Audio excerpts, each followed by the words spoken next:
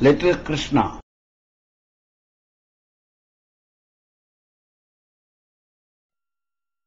Mathura was in festive spirits. Crown Princess Devaki was getting married to King Vasudeva of the Yadus. Even the usually desolate citizens of Mathura were looking happy. And that was a great thing to see, since the people of Mathura did not smile often. How could they, with an awful king like Kamsa to guide them? Kamsa's greed and cunning was so much that he imprisoned his father Ugrasena and declared himself king. It was a trying time for his people to put up with his extravagance and unfair rule, which was why the Mathura citizens welcomed the wedding of Devaki and Vasudeva, because it surely meant that Kamsa's frequent wars with the Yadu dynasty would come to an end. Soon Devaki was married to King Vasudeva.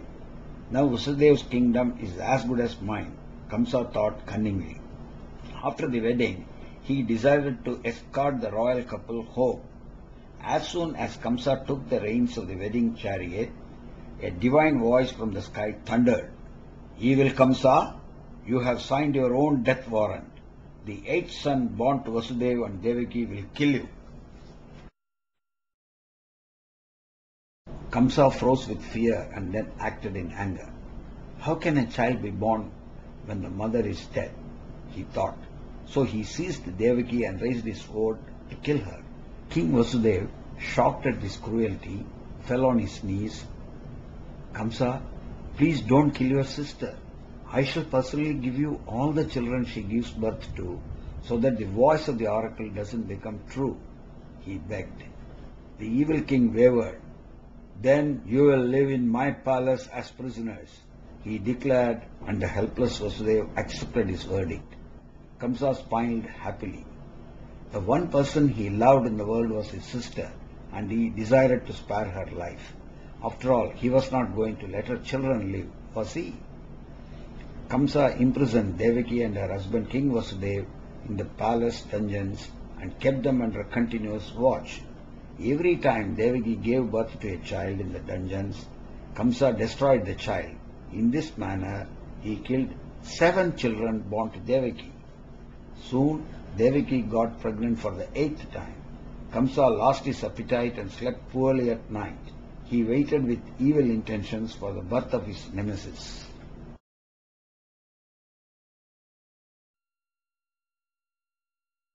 In the palace dungeons, Vasudeva was trying to console his wife, but she was terrified.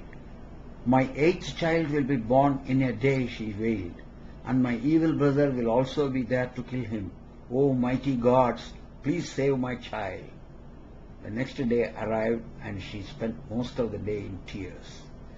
Dusk gave way to a terrible night.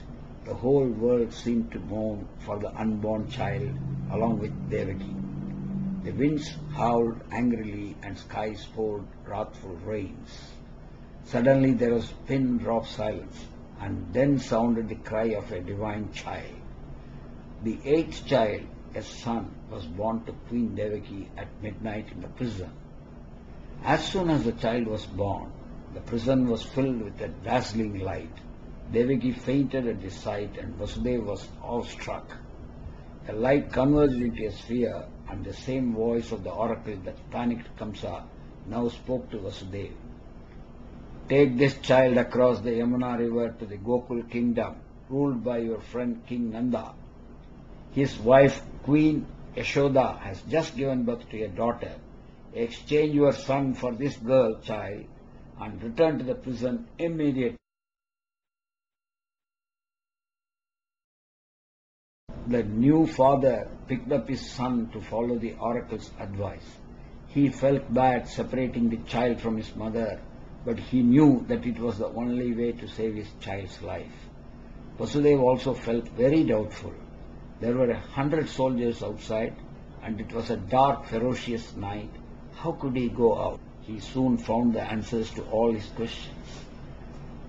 As he approached the gate with the child in his arms, the prison doors opened automatically. He came out and found, to his surprise, that the guards were in a state of hypnotic sleep. Vasudev left Mathura and approached the Yamuna river.